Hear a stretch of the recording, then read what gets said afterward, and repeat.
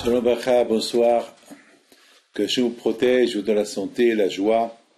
Alors, ce cours de Torah à la mémoire d'un ami, un rabbin, qui nous a quittés, Rav Yehuda Lugassi, alav shalom. Après, je vous raconte une belle histoire qu'il m'a racontée sur Rabbi Haim Pinto. Il y a eu Ishmat, un ami, avec beaucoup de reconnaissance. Rav Aaron Ribibo, alav shalom, de Natania. Et combien, lorsque j'étais à Paris, j'allais chez lui à la maison, il m'hébergeait. J'ai beaucoup de reconnaissance vis-à-vis de lui. Avec l'Elushmat, un ami, Albert Avraham Ben Hanna Lasri de Marseille, que Dieu repose son âme en paix, c'était un grand ami de la famille Pinto. Et l'Elushmat Eliyahu Avraham Ben Habib Azran Zechronam Livracha. Que Hachem repose leur âme en paix, Keneratson. Cette semaine, nous allons parler sur les patriarches, Rivka Imenu. C'est la paracha de Rivka. Cette paracha, elle nous parle de comment cette femme-là était pieuse et était grande. On l'appelle Rivka Imenu. Elle est enterrée à Me'at HaMachpelah, à côté de son mari Yitzhak. C'est très dur de commencer à parler sur cette grande femme. Lorsqu'elle avait 3 ans, elle va pour... vous savez, à l'époque, il n'y avait pas des robinets. À l'époque, il fallait prendre des cruches, il fallait prendre des tonneaux pour aller au puits, pour épuiser de l'eau de là-bas. Et bien sûr, elle était petite, elle avait que 3 ans. Elle habitait à Haran. Haran, c'est à peu près 950 kilomètres de Beersheva. C'est du côté turc. En ce moment-là, il y avait Eliezer. Eliezer qui était le serviteur d'Avraham Avinu, qui est venu à Haran pour chercher une femme pour le fils de son maître, pour Yitzhak Avinu. Yitzhak, il avait 37 ans. Il n'était pas un jeune homme. Il était assez âgé. Pourquoi il a attendu jusqu'à cet âge? Parce que son mazal n'était pas encore là. Étant donné que sa future femme, c'était Rivka, et Rivka, elle avait que 3 ans. Alors, Eliezer, il va à Haran pour chercher une femme de la famille d'Avraham Avinu. Il faut savoir qu'Avraham Avinu, avant qu'il est venu s'installer dans la terre de Canaan, Israël de maintenant, il était à Haran. C'est Hachem qui lui a dit, Abraham, quitte Haran et va à la terre que je vais te montrer. Et Avraham Avinu était marié avec Sarah. Il quitte la ville de Haran et il vient s'installer dans la terre de Canaan. Les gens de Canaan, ils n'avaient pas des bons midotes. Ils n'avaient pas des bonnes qualités. C'était des gens mafieux, des gens méchants. Pour vous dire que c'était pas facile pour Abraham Avinu de rendre les gens de le bon chemin. Abraham Avinu alav shalom, lorsqu'il était à Haran, plus ou moins Haran, les gens de Haran, ils étaient idolâtres, mais quand même ils avaient des bonnes qualités. Les gens de la terre de Canaan, ils étaient vraiment, ils n'avaient pas des bonnes qualités. Ils étaient comme Sodome, prenez l'exemple de Sodome et Gomorrhe. Et il y avait 5 villes,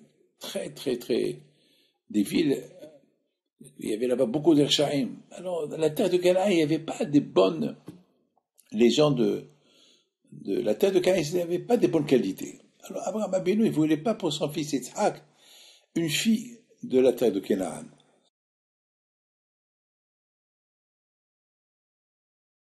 Abraham Abinu, c'était quelqu'un qui faisait du hesed. Il fait du bien. Toute sa vie, c'est le bien. Hesed l'Abraham. Sarah Imenu, c'était pareil. Abraham Abinu, il a réussi à changer les gens de Canaan avec quoi? Avec des paroles, il ne pouvait pas. Mais il les a achetés avec du hesed. Olam hesed ibani, on dit. Avec le hesed, on crée un monde. Alors, Abraham Abinu, il a créé une société dans la terre de Canaan avec le hesed qu'il faisait. Mais il y avait un problème. Le problème qu'il y avait, c'est que même avec tout ce que Abraham Abinu il a rendu dans le bon chemin, les gens de Canaan, malgré tout, les gens de Canaan, c'était pas pour lui. Il voulait pas une fille de cette région de Canaan.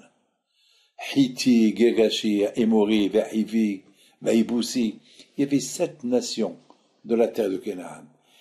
Abraham Abinu ne voulait pas des filles de cette terre-là. Il voulait pas. Il voulait une fille pour son fils, une fille qui a des bonnes qualités. Et une fille qui a des bonnes qualités, il n'y a que chez sa famille à Haran. Vous savez que, mes amis, il faut savoir une chose. À l'époque, les gens, ils étaient voyageurs. C'était des grands voyageurs. Donc, Abraham Abinu al-Vachalou, il a dit à Eliezer, tu vas à Haran. Et de Haran, de Beersheba à Haran, il y a à peu près 15 jours de chemin. 15 jours. Chaque jour, il fait 50 kilomètres. Mais la terre s'est raccourcie. Nos sages disent que Eliezer, lorsqu'il est parti à Haran de Beersheba, ça lui a pris quelques heures. Hachem, il a voulu qu'il arrive vite. Eliezer, lorsqu'il a vu, il se trouve, il y a quelques heures, il a quitté son maître, Abraham, il a quitté Beersheba, il se trouve dans un pays qu'il ne connaît pas, il entend un langage qu'il ne comprend pas. Bon, il se renseigne où vous êtes à Haran, à côté d'un puits. C'est la folie. Il était vraiment, il était étonné. Comment? Il a vu que le bon Dieu l'a aidé. Alors il a dit, Hachem, en 3 heures, je suis arrivé. Il y a 3 heures, j'étais à côté d'Abraham, mon maître. Et en 3 heures, j'ai fait 900 kilomètres. La route de 15, 16, 17 jours, je l'ai fait en quelques heures. Alors Hachem, aide-moi à trouver la fille. Alors voilà Hachem. Voilà, aide-moi. Moi, je suis qu'un être humain. Comment je vais savoir si la fille, elle est bonne ou pas? Je ne sais pas. Mais Hachem, puisque tu m'as... On dit, chaque matin dans la prière, on dit que Hachem, il prépare nos pas. Nous, on ne sait pas vers où nos pas ils se dirigent. On ne sait pas.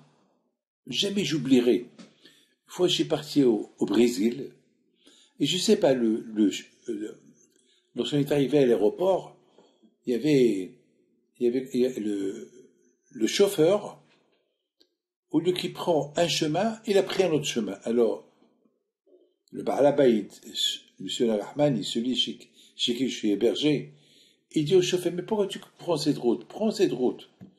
Il a dit, pardon, monsieur, pardon, je me suis trompé. Je ne sais pas pourquoi j'ai pris cette route. Alors, il a dit, allez, va, continue. Il a dit, on a ici une demi-heure, après on prend l'autre chemin. Bon, il lui a dit d'accord. Et mes amis, 1 heure plus tard, on a entendu que si on aurait pris le chemin d'origine, il y avait là-bas un grave accident, il y avait plein de morts. Donc Akadosh Baruch Hu nous a fait un service. Il a fait Hachem que le chauffeur, il s'est trompé, il y avait deux chemins, au lieu qu'il prend le vrai chemin, il a pris un autre chemin, plus long, mais qui sait? Et qui sait qu'est-ce qui aurait pu arriver? Donc c'est Akash Baruch Hu qui prépare nos pas. C'est lui qui nous dirige, celui qui a la foi en Dieu, celui qui a l'amour en Dieu, c'est Akash Baruch Hu qui lui montre, Hachem, il lui montre un GPS. C'est tout. Sans le savoir, il lui montre. C'est comme si tu conduis, tu as les yeux fermés, tu conduis, Akash Baruch Hu, c'est lui qui conduit ta voiture. C'est comme ça. Mes amis, mais pour ça, il faut avoir une grande émona. Mes amis, et les Ezel, il fait une prière à Hachem, Hachem, trouve-moi la fille. Chez qui je vais aller? Comment je vais savoir? Même si je trouve une fille, comment je vais savoir qu'elle est à la hauteur de Yitzhak? Comment je vais savoir? Mais je vois, Hachem, que tu m'as aidé à arriver vite. Puisque tu m'as aidé à arriver vite, alors aide-moi à trouver la fille maintenant, et je retourne avec elle demain, et dans les 24 heures, à partir de maintenant jusqu'à demain, je serai déjà chez Avraham Avinu, avec la fille. Waouh, qu'est-ce qu'il a demandé? C'est grave, pourquoi? Parce que il avait la émona. Il a reconnu qu'il y a la main de Dieu, mes amis. Si rien qu'on reconnaît, beaucoup des fois, on voit des choses incroyables que le bon Dieu fait avec nous. Avec chacun de nous. C'est rien qu'on reconnaît et on remercie Hachem. Ah ben Hachem peut nous montrer encore d'autres choses. Le problème, c'est que beaucoup des fois, le bon Dieu, il nous fait des services, il nous aide, on dit pas merci. On dit pas merci. On dit, bon, grâce à Dieu. Mais c'est pas comme ça, c'est pas grâce à Dieu. Non, il faut dire merci. Il faut valoriser ce que Hachem il fait pour toi, pour nous. Il est aisé, il a valorisé. Il est aisé, il s'est rendu compte. Le bien que Hachem. Alors il a dit Hachem, puisque tu m'as aidé pour arriver vite, ça veut dire que tu peux m'aider encore à trouver cette fille. Alors tu sais quoi, Hachem? Je veux que la fille vienne jusqu'à là. Je ne veux même pas la chercher. Et la première fille qu'elle arrive, je vais lui demander 2 mois à boire. Et non seulement qu'elle va me donner à boire, mais elle va me proposer, tu veux que je donne à boire aux bêtes, aux chameaux? Il y avait 10 chameaux. Il y avait des hommes aussi, plein. Et voilà, de loin, il voit une jeune fille qui arrive. Waouh! Voilà, la prière, elle commence à être exaucée. Et il lui dit, mademoiselle, une petite fille de 3 ans, ça ne te dérange pas de me donner à boire? Voilà, tu sais quoi? Moi, j'ouvre ma bouche, et toi, tu verses dans ma bouche l'eau. Et si tu peux donner un peu...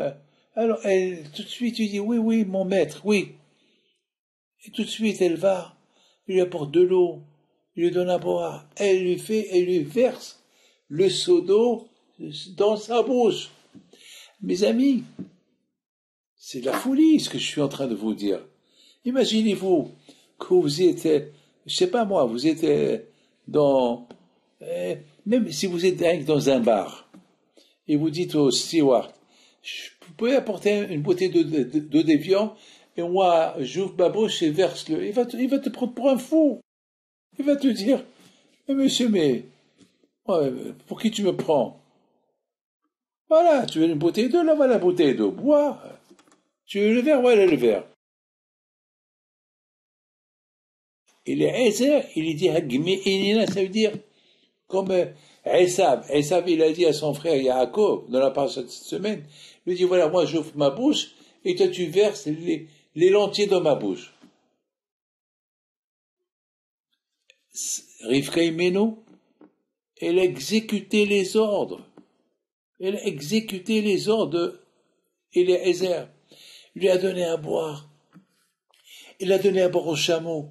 Une petite fille. Il a donné à boire à tout le monde.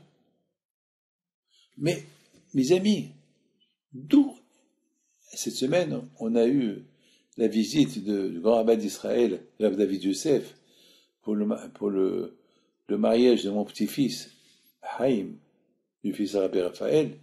Il a posé cette question. Mais d'où elle a eu cette force? D'où elle a eu cette force? Rivka. D'où Rivka, elle a eu cette force de donner? Elle avait que 3 ans. Et en plus, accepter les ordres d'un étranger. Moi, j'ouvre ma bouche, toi, tu verses dans ma bouche. Attends, mais c'est même pas poli. C'est même pas poli. C'est des choses qui se font pas. C'est des choses une petite fille. Comment? D'où? Mes amis, il faut savoir une chose. Moi, j'ai réfléchi beaucoup à cette question. Là, on voit la grandeur de Rivka Imenu. Il n'était pas âgé. Il n'avait que 3 ans. Mais Rivka Imenu, cette force de faire le bien, lorsqu'on veut faire du bien à quelqu'un, lorsqu'on veut faire un service à quelqu'un, il ne faut pas chercher comment le faire. Il faut le faire. Il faut le faire. Si par exemple, je demande à quelqu'un, je t'en prie, j'ai soif. Moi voilà, je m'assois, et si ça ne te dérange pas, prends la bouteille, prends le verre, prends le seau, et verse-le dans ma bouche. Vous avez deux options. Vous me dire, espèce de fou, je suis pas ton chien, je suis pas, je suis pas là pour exécuter tes ordres, ou bien tu fermes ta bouche et tu vas bien juger le monsieur. Peut-être ce monsieur n'a pas des forces. Peut-être il est fatigué. Pourquoi pas? Si quelqu'un veut faire du bien, qu'il le fait jusqu'au bout. C'est tout. Abraham Abino, c'était ça sa qualité. La qualité de Abraham Abino, c'est de faire le bien. De faire le bien jusqu'au bout. Jusqu'au bout de ses forces. 3 jours après qu'il a fait la circoncision, il a couru comme un enfant pour faire du bien à ceux qui avaient faim. Des gens qui avaient faim. Et en plus, il leur a lavé les pieds. Mais qui peut faire ça? Il leur a donné à manger, à boire. Lui-même s'est occupé d'eux. Mes amis, Rivka Imenu, elle avait que 3 ans. Ah, maintenant, on va se poser une question. Mais d'où Rivka, elle a pris tout ça? De chez qui? De qui elle a pris ça? Mes amis, écoutez, je vous raconte une belle histoire. Alors j'étais jeune, j'avais 3 ans, 4 ans, 5 ans. Je ne peux pas vous dire exactement, mais j'étais très jeune. J'étais très très jeune. Moi, grâce à Dieu, j'ai une mémoire. Je me rappelle les bêtises que je faisais quand j'étais jeune. Je me rappelle. À Essaouira. À l'âge de, je sais pas, 4 ans, déjà je ramassais de l'argent pour les pauvres. D'après un calcul que j'ai fait, j'avais peut-être entre 4 ans et 5 ans. D'après le calcul que j'ai fait. Ben, je ramassais de l'argent, je payais à ma grand-mère et à mon oncle, tonton Hanania. Il avait une petite chambre à Essaouira. C'était moi qui payais le loyer. J'étais jeune. Et d'après les calculs que j'ai faits il y a quelques dizaines d'années, j'avais entre 4 ans et 5 ans. Et je voulais faire comme Rabbi Haim Pinto. Je connaissais les histoires de Rabbi Haim Pinto qui ramasse l'argent et qui donne aux pauvres, qui prend à manger aux pauvres. Rabbi Haim Pinto! Mais qui peut faire ça? Et ramasser du manger pour les donner à des pauvres. Il prenait avec lui des gens, il allait de maison en maison, il ramasse du manger, et donnait à des gens, donnait à tel et tel, donnait à tel et tel, donnait pour Shabbat. Moi j'aurais honte de faire une chose pareille. Mais Rabbi Haim Pinto, il n'avait pas honte. Alors, j'ai ramassé, chaque soir, j'allais dans les bars. Il y avait un bar un qui s'appelle Lugassi. Non, j'allais là-bas et les gens, ils jouaient Ronda. Et bon, il jouait, il y avait des tables, quelques tables, il jouait. Et puis moi, je rentrais là-bas, et j'allais chez des gens. Une fois, chaque jour, j'allais chez des gens à qui j'ai pas demandé hier. Il y avait un jour, il y avait un monsieur qui s'appelle David Malka. Lui était chauffeur d'un camion. Il travaillait chez Carrer. Carrer, c'est une compagnie, à l'époque, qui fabriquait du cuir. Et David Malka était chauffeur, il prenait chaque jour, un jour oui, un jour non, la marchandise à Casablanca. Puis voilà, je faisais la ronde, je tournais, et je suis parti chez David Malka, je lui dis, Tzedaka, pour les pauvres. J'étais jeune. Vous savez, comme à Pessah, avant Pessah, j'achetais beaucoup de marchandises, et je faisais la distribution. J'étais jeune.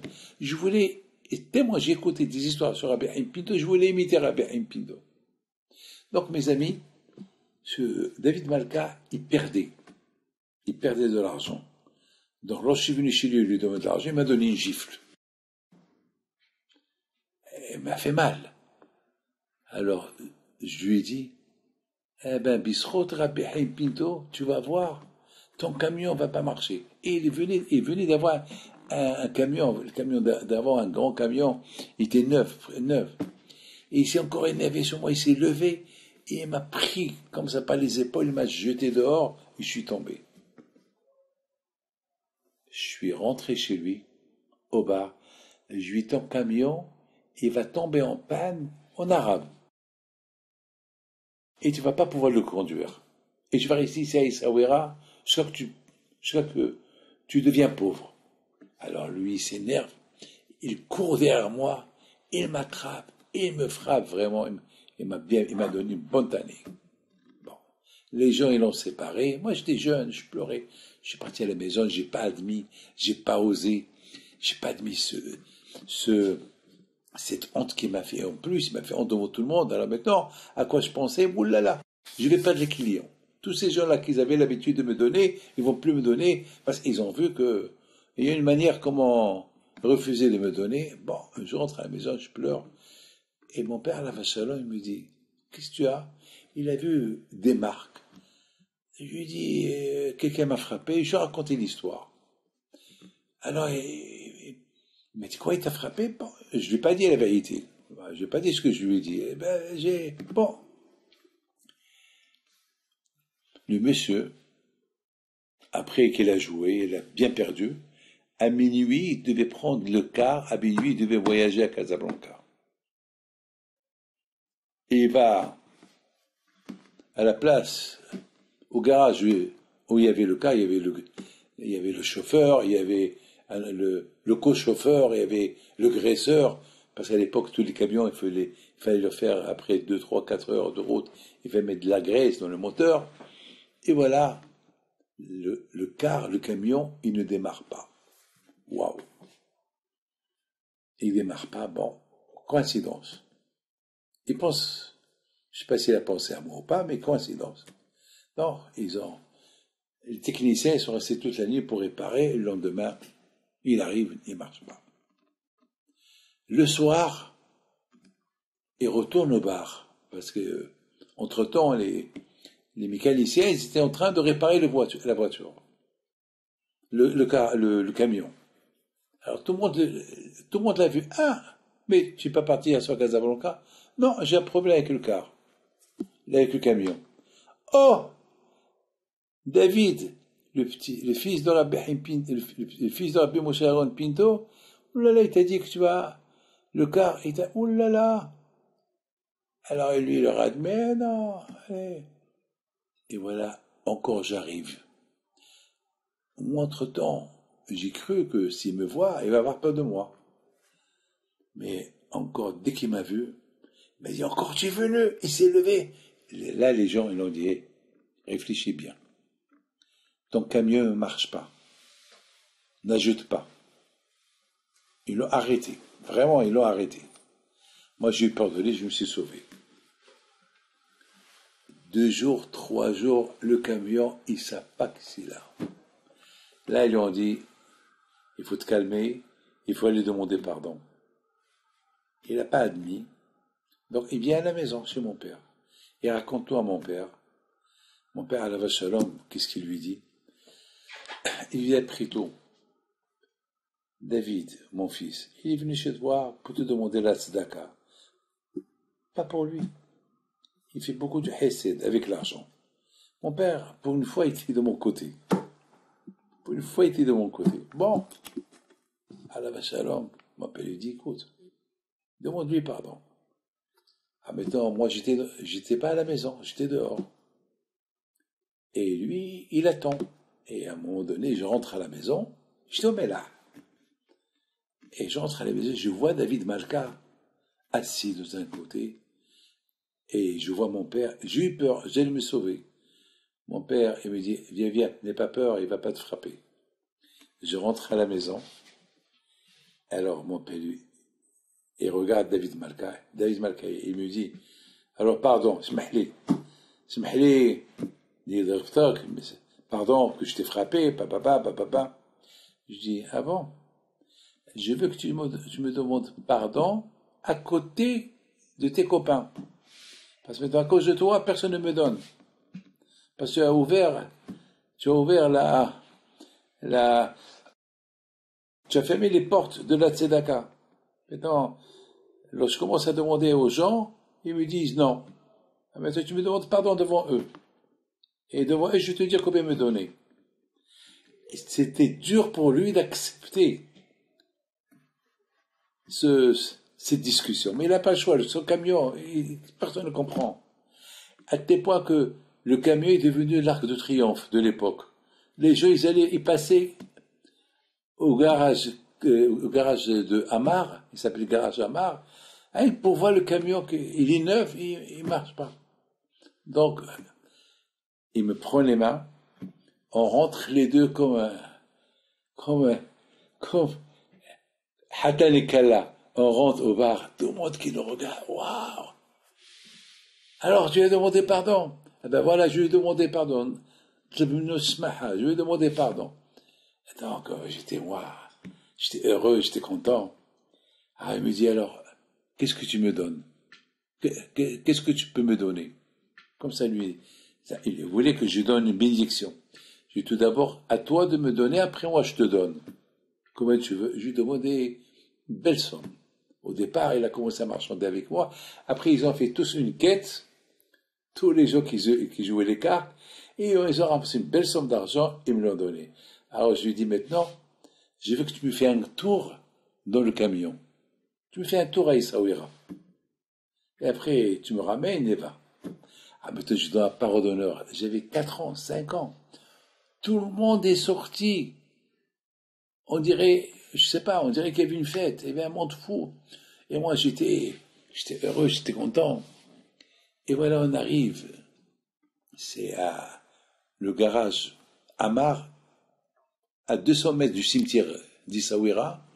Et voilà, le car, il est là. Ils ne savent pas quoi faire. Les techniciens, ils sont là.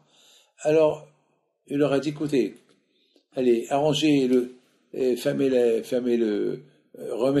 mettez la graisse, mettez ça, il a commencé à donner des ordres. On dirait, moi, j'étais sûr que tout va aller. Et voilà, j'étais petit, donc il fallait qu'on m'apporte une chaise. Ils m'ont levé pour m'asseoir à côté du chauffeur.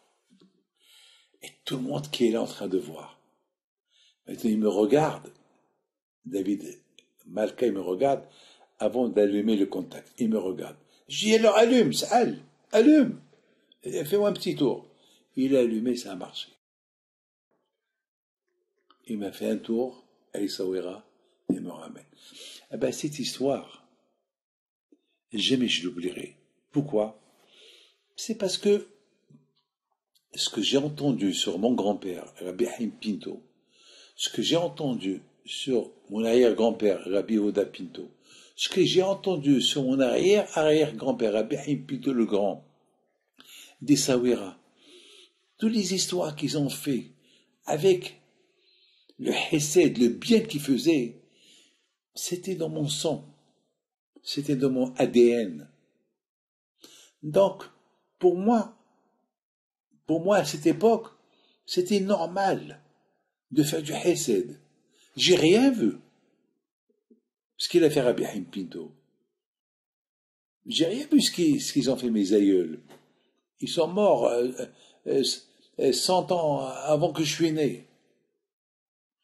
Mais l'histoire, elle reste. Mes amis, moi je voulais imiter. Jusqu'à maintenant, j'essaie d'imiter mes grands-parents. J'essaie d'imiter mes grands-parents. Dans le hesed, faire du bien. Selon ce que je peux. J'arriverai jamais, toute ma vie, à vous savez, à leur talon. Mais je fais ce que je peux. Mais vous comprenez Rivka Imeno. Rivka, c'est à l'âge de 3 ans, était capable de servir de l'eau sans se poser des questions à Eliezer, à ses chameaux, à tout le monde. C'est parce qu'elle a entendu parler de Avraham Avinu. N'oubliez pas que Avraham Avinu, son origine, c'était à Haran, là où Rivka est né. Et ce qu'il a fait Avraham Avinu à Haran, tout le monde savait. Tout le monde parlait de lui. Tout le monde savait. Donc les gens parlaient de ce que Abraham Avinu faisait à Haran et ce qu'il fait maintenant dans la terre de Canaan. Donc ces histoires, ils sont connus. Donc Rivka, elle a copié. Vous savez, lorsqu'on fait du hesed, on est bien. On est bien, on se sent bien lorsqu'on fait du bien à quelqu'un. Lorsque la Torah te dit « aime ton prochain comme toi », mais c'est formidable d'aimer ton prochain comme toi.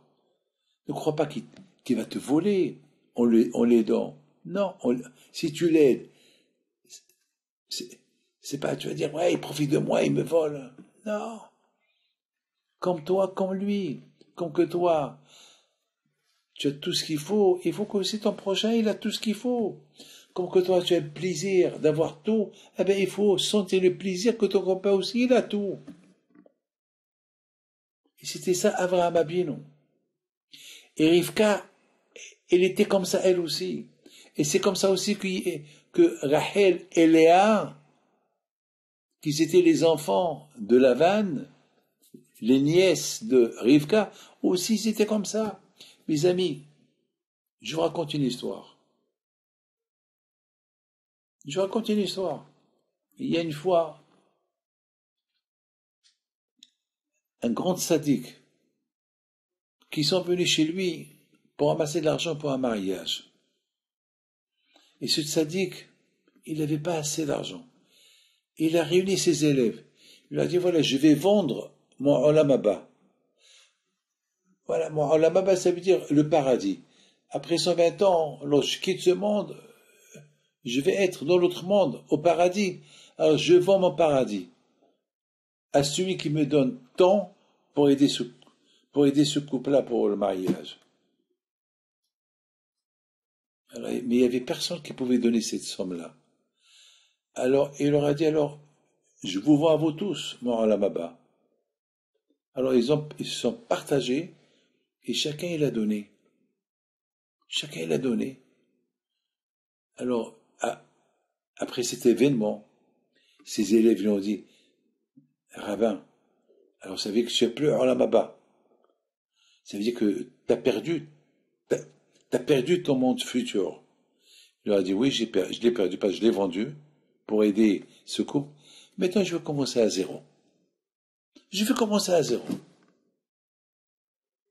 Mes amis, lorsqu'on aide quelqu'un, c'est vrai, on croit qu'on a donné dans notre poche une belle somme, on croit qu'on est perdant. Non, on recommence. Je vous raconte une histoire personnelle. Une fois, je voulais jouer avec le bon Dieu. Un jeu. Je voulais jouer avec lui. Et je lui ai dit, Hachem, je vais te tester. Alors, je vais te tester avec la tzedaka. Il y a un pauvre qui vient chez moi pour me demander tzedaka. Je lui ai donné une belle somme. Je vous raconte cette histoire-là, il y a à peu près 20 ans, 22 ans. Ça s'est passé, ça s'est passé à Paris. Alors je regarde le bon Dieu, je lui dis, Hachem, j'ai donné tant. Un quart d'heure plus tard, il y a un monsieur qui vient chez moi, il me fait un chèque, il m'a donné exactement la somme que j'ai donnée. Et après, il rentre encore, il me dit, Rabbi David, je voudrais bien vous ajouter quelque chose. Je lève les yeux vers le ciel, je lui dis, très bien. Donc, encore quelques temps plus tard, quelques heures plus tard, je recevais les gens du matin jusqu'à 1 heure du matin. Il y a encore quelqu'un qui vient, je regarde le bon Dieu, et je prends une belle somme, je lui donne. Et je regarde le bon Dieu, voilà. 1 heure plus tard, je ne peux pas vous dire exactement, il y a un monsieur qui vient, il me donne encore un peu plus que ce que j'ai donné. Pendant 5 heures, 5 fois. C'était comme un ping-pong. Je donne, je reçois. Je donne, je reçois. Je donne. J'étais heureux. À la fin, j'ai dit à Hachem, alors, j'ai donné 5 fois, tu m'as rendu 5 fois. Alors j'ai gagné quoi avec toi? Mes amis, avec le bon Dieu vous parlez. C'est de la rigolade ce que je vous dis. Mais avec le bon Dieu, si vous avez la foi en lui, il faut lui parler. J'ai parlé, j'ai dit, j'ai gagné quoi avec toi? Je termine ma parole. Il y a quelqu'un qui rentre. Il m'a donné une enveloppe. À un moment donné, il me regarde et me dit, Rabbi David, ce que je vous ai donné, c'est rien du tout. Mais j'ai envie de vous donner quelque chose de bien pour la yeshiva. Qu'est-ce que je peux faire pour vous? Je sais pas. Du coup, j'ai pris un stylo et j'ai noté la somme. Et je prends le papier. Je dis voilà. Ce que je veux, c'est écrit dans ce papier. Ah, maintenant, je laisse ton cœur me faire un chèque. Il me dit, mais combien? Je dis, je ne vous dis pas. Je l'ai écrit. Une fois que vous me donnez le chèque, je vous donne le papier. Eh ben, il s'assoit, il était déjà assis, il réfléchit, il me fait un chèque. Je lui dis, monsieur, prends le papier. Il prend le papier, c'était exactement ce que j'ai demandé. Je lève les yeux vers Hachem, je dis Hachem, Kol hakavod, merci, tu es super. Mes amis, on croit qu'on perd en donnant, le contraire, on gagne en donnant. C'est tout ce que je peux vous dire. Ça, c'était Avraham Abinu. Et comme ça, c'était Yitzhak Avinu. Et comme ça, c'était Yaakov Abinu. Et comme ça, ils étaient les Mahot, Rivka Imenu.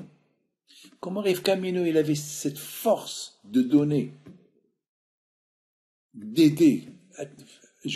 Tout à l'heure, je vous ai déjà dit, c'est impossible d'imaginer un monsieur qui rentre au bar, et il dit au steward, voilà, demande une bouteille, et voilà, une bouteille d'eau de Vion, une grande bouteille d'eau de Vion. Voilà, j'ouvre ma bouche et verse.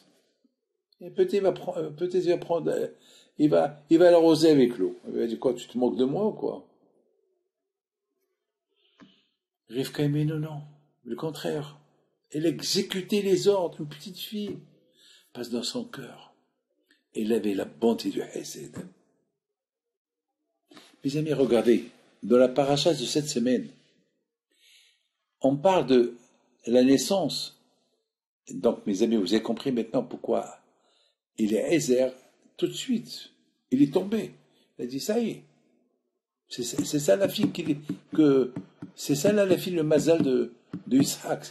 C'est une fille de Hesed. C'est ça. Donc ça veut dire, et mes amis, écoutez, Akadosh Baruch Hu, il a fait d'une sorte que les parents de Rivka et la famille de Rivka, ils ont accepté la proposition de Eliezer de prendre la fille et de l'emmener hors de Haran. Mes amis, si quelqu'un vient chez vous, il vous demande la main de votre fille pour quelqu'un qui habite à 900 km, vous allez lui donner. Non. Ici, on a vu comment Hachem, il a facilité la tâche de Eliezer dans ce chidour-là. Pourquoi? Parce que Eliezer, il a prié à Kadosh Baruch Hu. Vous savez, pour se marier, il faut prier. Ne croyez pas que le mariage, ça y est. Il faut prier à Kadosh Baruch Hu. C'est pas aller chez les rabbins, demander des prières pour le mariage. Il faut prier. Moi, c'est grâce à la prière que je me suis marié, moi. Moi, je me suis marié à l'âge de 30 ans.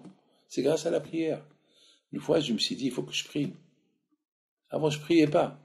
Je lui dis, allez, si Dieu veut. Tu sais, quand je dis, le bon Dieu va m'envoyer mon mazal, le bon Dieu. Mais le mazal, il venait pas. Jusqu'à que mon père il m'a dit, David, il faut que tu pries.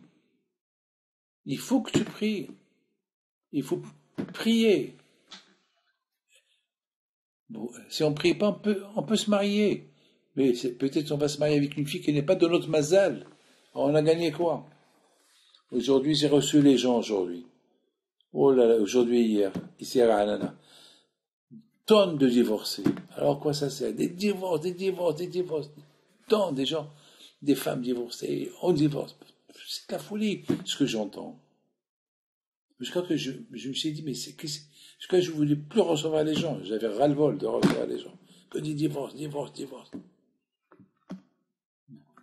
C'est la folie. Il faut prier. Il faut prier pour qu'on tombe pas sur le... Les gens, ils cherchent quoi? Ils cherchent un beau gosse, un bel homme, une belle femme, et l'argent, ils disent, non, qu'est-ce que tu vas faire avec tout ça? Cherche les bonnes qualités.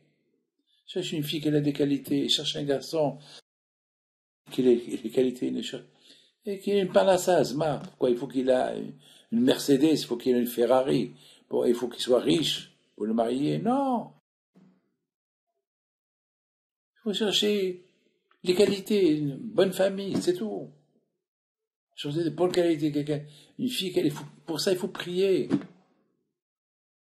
J'en connais des gens qui sont malheureux. Voilà, il y avait un aujourd'hui que il a des concessions de presque 20 garages ici en Israël. 20 concessions des voitures. Il n'est pas marié.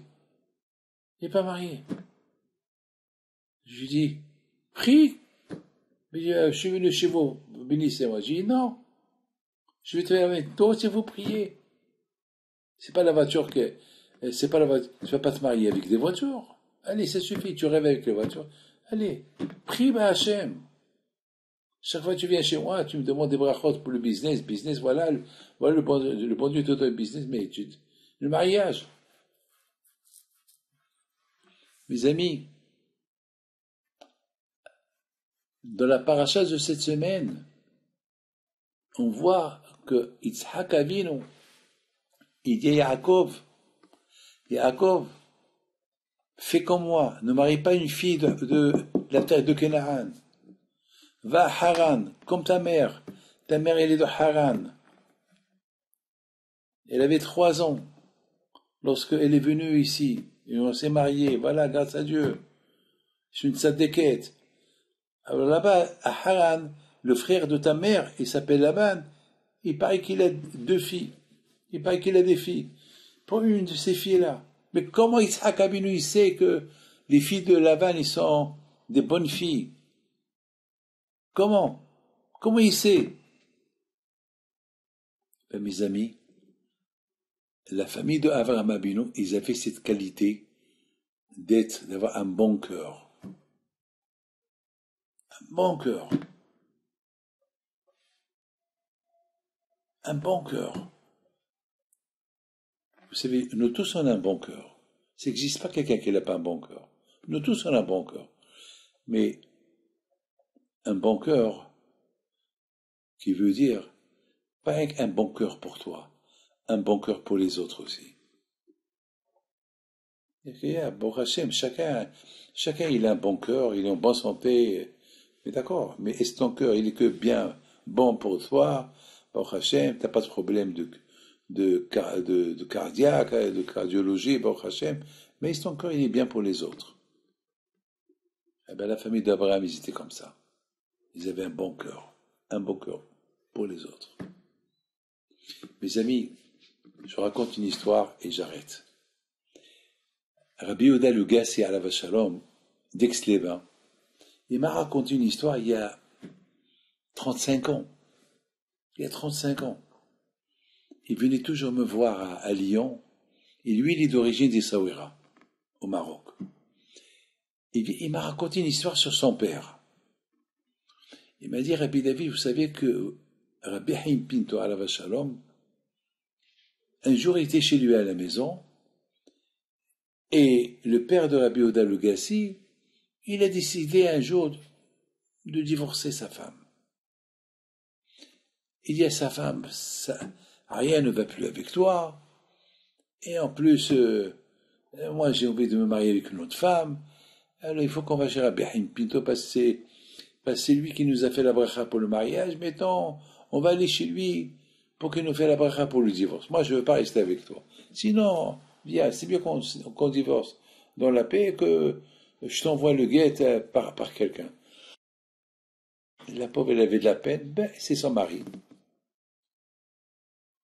Ils sont partis chez Rabbi Haïm Pinto. Rabbi Haïm Pinto alav Shalom, lorsque il les voit, il leur dit, pourquoi vous êtes venus?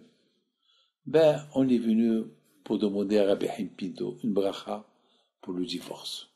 On veut divorcer. Rabbi Haïm Pinto, il les regarde. Il leur dit, venez chez moi demain. Demain, je vous prépare les papiers et je vous fais divorcer. Le lendemain, il pleuvait à Essaouira. Et lorsqu'à Essaouira, à l'époque, il pleut, il y avait pas du goudron dans les routes. Il y avait du sable. Donc, lorsque les gens rentraient dans les maisons, ils enlevaient les chaussures à côté de la porte pour ne pas salir la maison là où ils rentrent. Alors, il pleuvait, ils arrivent chez Rabbi Haïm Pinto, ils avaient rendez-vous avec Rabbi Haïm Pinto, ils rentrent chez Rabbi Haïm Pinto. Rabbi Haïm Pinto alav Shalom, il les voit, et il leur dit, où sont vos chaussures? On les avait laissées à côté de la porte pour ne pas salir la maison. Non, mettez-les et rentrez chez moi. Mais on va salir la maison. Non, ne vous inquiétez pas. Même si vous salissez la maison, c'est pas grave. Ils ont exécuté les ordres de Rabbi Haïm Pinto, ils mettent les chaussures, ils vont marcher, ils ont sali un peu la maison, et Rabbi Haïm Pinto alav Shalom a dit, maintenant vous pouvez enlever les chaussures. Ils ont enlevé les chaussures. Ils n'ont rien compris. La femme, tzadiket, Rabbi Haïm Pinto lui dit, bouge de ta place. Rabbi Haïm Pinto, il marche, il enlève les chaussures du monsieur, il les met de un côté, après il prend les chaussures de la femme, il les embrasse, il les met à côté, il les colle avec les chaussures de son mari. Alors il leur dit, alors vous voulez divorcer? Monsieur Lugassi, il était choqué de voir Rabbi Haïm Pinto embrasser les chaussures de sa femme. Choqué. Il dit à Rabbi Haïm Pinto, et commence à bégayer. Non, je pense pas que je vais divorcer. Pourquoi tu veux pas divorcer? Mais Rabbi Haïm Pinto, j'ai vu que tu embrasses les chaussures de ma femme. Si tu embrasses les chaussures de ma femme, ça veut dire que ma femme, je suis une bonne femme. Comment moi je vais divorcer une bonne femme? Il lui a dit, mon fils, tu as bien compris. Tu es une femme super et c'est ton mazal, tu auras des enfants. Ça, c'est l'histoire qu'il m'a raconté Rabbi Yehuda Lugassi sur son père, avec Rabbi Haïm Pinto. Regardez Rabotai. Le Hesed, faire du bien, c'est pas rien qu'en argent. Faire du bien, faire la paix entre un couple. Faire le bien, ça veut dire aider avec un bon conseil. Ça, mes amis, on ne peut pas inventer des idées, avoir un bon cœur. Il faut apprendre de d'autres personnes. Mes amis, moi, grâce à Dieu, j'ai appris de mes grands-parents et j'ai appris de mes ancêtres. Rivka, elle a appris de ce qu'elle a entendu sur Avraham Avinu. Moi aussi, j'ai appris ce que j'ai entendu sur mes grands-parents. Et c'est comme ça. Et chacun de nous, il va dire, moi aussi j'ai appris de tel et tel. Mais pour ça, il faut avoir la émouna. Il faut avoir la foi. Je termine. Pensez un peu au bon Dieu. Avant que moi, David Pito, je veux penser ce que, si je fais du bien, parce que mes grands-parents ils faisaient du bien, mais il faut que je mette en priorité le premier. C'est qui le premier? C'est Hachem, le bon Dieu, avec tout le bien qu'il fait avec nous. Voilà, c'est tout. Si rien qu'on prend le bon Dieu en exemple, peut-être on ne prend pas le bon Dieu en exemple, on prend en exemple les tzadikim qu'on vit avec eux, qu'on voit. Et à partir de là, on voit Kadosh Baruch Hu. Mais tout d'abord, il faut avoir un exemple. Mon exemple, c'est mes grands-parents. Et à partir de là, waouh, maintenant, chaque seconde que je respire, merci à Hachem, merci à Hachem. Mais déjà, il faut passer un niveau. Et de niveau à niveau, on voit qu'est-ce que les tzadikim ils ont fait. On voit qu'est-ce que l'autre tzadik il a fait après. On voit qu'est-ce que l'autre tzadik... Après, on dit, ben, si les tzadikim ils ont fait ça, alors, et le bon Dieu, lui, ce qu'il fait. Mes amis, que Akash Baruch Hu protège et vous donne la santé, la joie, Keneratson, et bien, Ezat Hashem, qu'on prend en exemple toujours Abraham, Yitzhak, Yaakov. D'ailleurs, c'est la raison pourquoi, 3 fois par jour, ou 4 fois par jour, ou 5 fois par jour, on évoque les mérites d'Abraham, Yitzhak et Yaakov. Pourquoi on évoque les mérites d'Abraham, Yitzhak et Yaakov? Parce que pour prendre exemple de tout l'amour qu'ils avaient pour le bon Dieu, l'amour qu'ils avaient pour le prochain, l'amour qu'ils avaient vis-à-vis des autres, et comment ils se respectaient, comment ils respectaient leurs femmes, et les femmes, comment ils respectaient le mari. C'est de la folie. Regardez, c'est de la folie, comment ils étaient. Alors on les prend comme exemple. Que Hachem vous protège jamais Keratson.